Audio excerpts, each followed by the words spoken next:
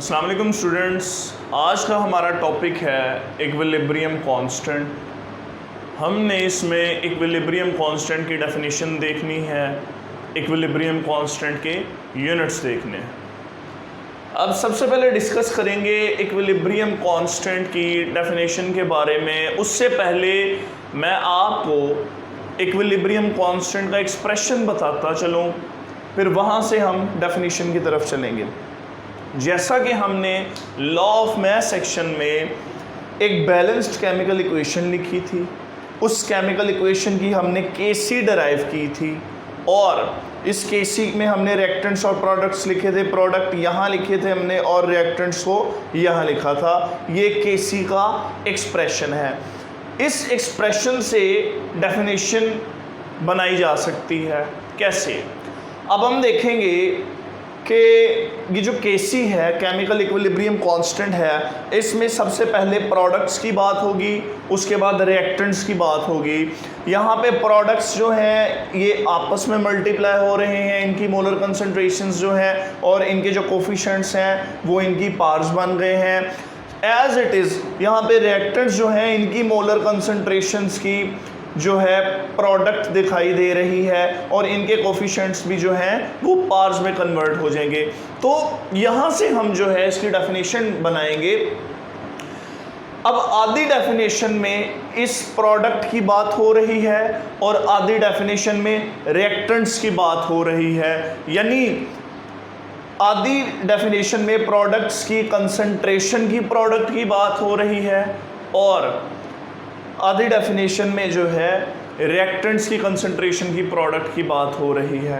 देखें, chemical equilibrium constant is the ratio of product of concentration of products raised to the power of coefficient to the product of concentration of reactants raised to the power of coefficients in a balanced chemical equation.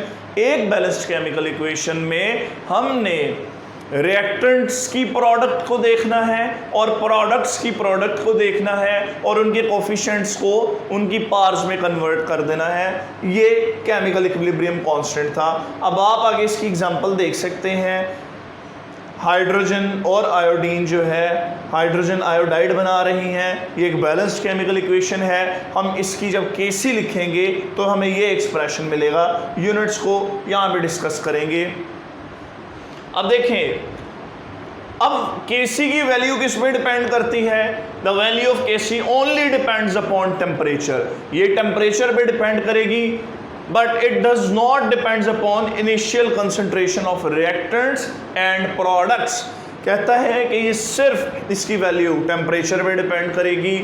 इसकी value जो है initial concentration of reactants और product पे depend नहीं करेगी। MCQs के लिए इसे मार्क कर लें। अब देखें, बात आती है कि केसी के यूनिट्स होते हैं या नहीं होते। तो इसका आसान जवाब ये है कि आपके पास एक केमिकल इक्वेशन है। अगर इस केमिकल इक्वेशन की दोनों साइड्स पे नंबर ऑफ मोल सेम है, यानी कि यहाँ पे हाइड्रोजन का 1 मोल, आयोडीन का 1 मोल, टोटल 2 मोल्स हो गए, और यहाँ पे हम देखें कलेक्टिवली हाइड्रोजन आयोडाइड के 2 मोल्स हैं। तो देखें बच्चे कि 2 मोल्स यहाँ हैं, 2 मोल्स यहाँ हैं, दोनों साइड्स पे इक्वल नंबर ऑफ मोल्स हैं, तब केसी का कोई यूनिट नहीं होगा। देखें, अगर मैं इस ब्रैकेट की जगह मोल डेसीमीटर क्यूबिक पुट कर दूं और उसका स्क्वायर आ जाएगा। फिर यहाँ पे मैं बारी बारी दोनों रिएक्टेंट्स की मोल पर डेसीमीटर क्यूबिक यानी कि इनके जो मोलर कंसंट्रेशन के जो यूनिट्स हैं वो पुट कर दूं, तो यहाँ पे इसके साथ कैंसिलेशन हो जाएगी। 1 मोल डेसीमीटर पर डेसीमीटर क्यूबिक इसके साथ कैंसिल हो जाएगा, एक इसके साथ हो जाएगा, तो यहाँ पे कोई यूनिट नहीं बचेगा। अब बात करने का मकसद ये था कि ऐसी केमिकल इक्वेशन जिसमें नंबर ऑफ मोल्स रिएक्टेंट्स के और प्रोडक्ट्स के यानी कि आइदर साइड्स पे नंबर ऑफ मोल्स सेम हो, तब केसी का कोई यूनिट नहीं होगा।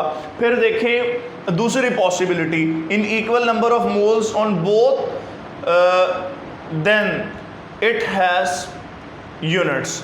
अगर दोनों साइड्स पे अनइक्वल नंबर ऑफ मोल्स होंगे तब Kc का कोई यूनिट होगा। फॉर एग्जांपल नाइट्रोजन का 1 मोल है, 3 मोल हाइड्रोजन के हैं, 2 मोल NH3 के हैं, अमोनिया के हैं। इस तरह 1 मोल इसका, 3 इसके, टोटल कितने हो गए 4 मोल, और इसके कितने हैं 2 मोल। तो यहाँ पे अनइक्वल मोल्स हैं बोथ साइड्स पे, तो इसका कोई यूनिट होना चाहिए। अब देखें, आप इसकी Kc लिखेंगे, फिर आप इनकी ब्रैकेट्स की जगह इनकी ये मोलर कंसंट्रेशंस जो है आप इसका यूनिट लिख देंगे। इसी तरह इसका यहाँ पे स्क्वायर है, इसका भी स्क्वायर होगा, यहाँ पे ये सिंगल है, सिंगल रहेगा, और यहाँ पे इसका क्यूब है तो क्यूब हो जाएगा। अब इसकी कैंसिलेशन देखें, आपने एक इसके साथ कैंसिल कर दिया, एक इसके साथ कैंसिल कर दिया, तब इसका स्क्वायर बचा, आपने इसे अंदर मल्टीप्लाई कर दिया, 2 को मल्टीप्लाई हो गया, ये मोल स्क्वायर और डेसीमीटर -6 हो गया, तो आपने इसे शिफ्ट कर देना है ऊपर और हमारे पास Kc का ये यूनिट मिलेगा। अब आप देखें कि Kc का यूनिट हो भी सकता है, नहीं भी हो सकता। ऐसी केमिकल इक्वेशंस जिनमें नंबर ऑफ मोल्स दोनों साइड्स पे इक्वल हैं वहाँ पे कोई Kc का यूनिट नहीं होगा, और जहाँ पे अनइक्वल हैं वहाँ पे Kc का यूनिट होगा। तो नेक्स्ट लेक्चर में इंशाल्लाह हम इसकी फर्दर एग्जांपल्स को डिस्कस करेंगे। आज के लिए इतना।